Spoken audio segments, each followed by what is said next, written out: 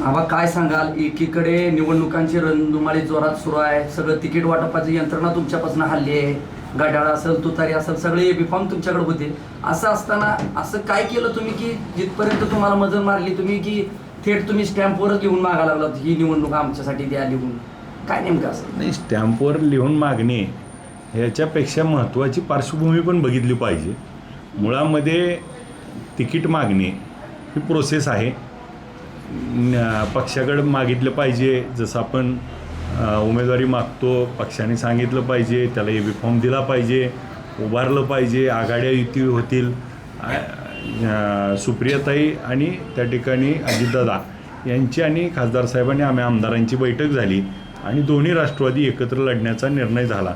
आणि याच्यापूर्वी देखील आपल्याला याच्यावर मी बऱ्याच वेळा बोललो आहे की दोन पवार परिवार एकत्र येणं ही माझ्यासारख्या सगळ्या कार्यकर्त्याला आवडणारी गोष्ट होती आणि ती घडत असताना आम्ही एकत्र लढतो आहे. यामध्ये आपण जर बघितलं तर या शहरापासून असलेला मानेगाव गटामध्ये जर आपण दावा करत असू तर त्या ठिकाणी पुढं मागं सरकण्याची भूमिका घेतली पाहिजे. जर एखादी गोष्ट आपल्याला पाहिजे तर एखादी गोष्ट देता पण आली पाहिजे आणि मग त्याचं कारण नसताना राजकारण करणं हे काही योग्य नाही. ह्याच्यातली भूमिका आमची जी होती की त्या ठिकाणी माझ्यासोबत असलेल्या सहकाऱ्यांना उद्या संधी मिळाली पाहिजे. ही निवडणूक कोणत्याही नेत्याची नाही. मी एकमेव नेता आहे की माझ्या घरात आज उमेदवारीची चर्चा पण नाही झाली,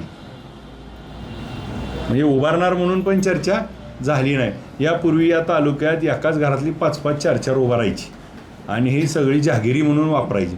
आज आमदार बदलला, खासदार बदलला, उभारायचं धाडससुद्धा झालं नाही.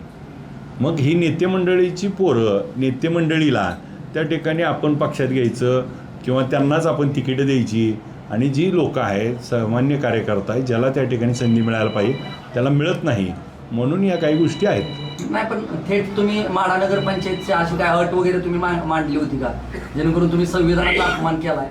नाही, मुळामध्ये ज्यांना संविधान कळतं, आता अपमानाचा भाग नाही, मूळ मुद्दा असा होता ज्यावेळेस तुम्ही मानेगाव गटाचं मतदान बघितलं तर 35 ते 40 हजार आणि मग 35 ते 40 हजार मताच्या टेरिटरीमध्ये तुम्ही प्रतिनिधित्व मागत असताना 10,000 मताची असणारी नगरपंचायत तिथलं देखील तुम्हालाच पाहिजे आणि हे देखील तुम्हालाच पाहिजे. मग माझ्यासोबत आलेल्या कार्यकर्ते जे सोबत असलेली लोक आहेत सहकारी त्यांना कोण संधी देणार? मग तुम्हाला जर हे पाहिजे तर हे तुम्ही त्यांच्या बदल्यात दिलं पाहिजे, ही भूमिका घेतली. आणि राहिला भाग स्टॅम्पच्या बाबतीतला, मला आठवत असेल तुम्हाला माहीत नाही की विधानसभेच्या निवडणुकीच्या वेळी तिकीट मागायला देखील हीच लोकं आमच्यासोबत होती. पवारसाहेबाच्या समोर बैठक झाली आणि त्यांनी आम्हाला सगळ्याच्या समोर असं सांगितलं की आमच्यापैकी कुणालाही उमेदवारी द्या, आम्ही त्यांच्या मागं राहू, त्यांचं काम करू. आणि मग ज्यावेळेस मला त्या ठिकाणी पक्षानं उमेदवारी दिली त्यावेळेस त्यांनी शब्द पाळला का? ती विरोधात जाऊन महाविकास आघाडीतनं जाऊन महायुतीतल्या उमेदवार झाली. आणि मग ही जर होत असेल तर ही जर बदलाबदली करत असतील तर एखादा माणसावर एकदा दोनदा विश्वास ठेवला जातो. पुढच्या वेळेस विश्वास नसल्यावर काय करतो आपण, गावठी भाषेत स्टॅम्पवर लिहून दे म्हणतो, तसा तो विषय आहे. पण त्याला जर राजकीय वळण देऊन आणि ह्याच्यामध्ये तिकीट कोण मागत होतं, मानेगाव गटाची जिल्हा परिषद जागा ही सर्वसाधारण आहे, तिथं पुरुष उमेदवार इच्छुक होता आणि तिथं सांगितलं जातं की महिलेचा अपमान केला, कारण नसताना इमोशनल करून आपल्या पत्त्यावर काय पडतं आहे का, अशा पद्धतीच्या गोष्टी आहेत. ह्या सगळ्या माढा शहरानं पण ओळखल्यात, तालुक्यानं पण ओळखल्यात. त्यात लय महत्त्व देण्यासारखी गोष्ट नाही. आपण पण त्याला लय महत्त्व देऊ नका.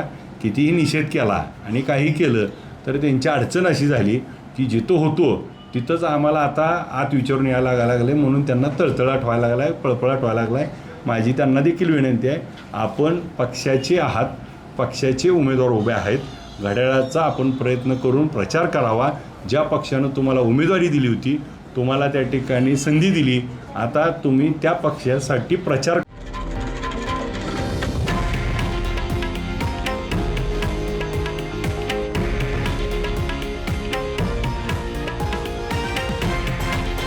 हे आहे देशातील नंबर 1 न्यूज नेटवर्क आणि आपण पाहत आहात TV9 मराठी, एकमेव.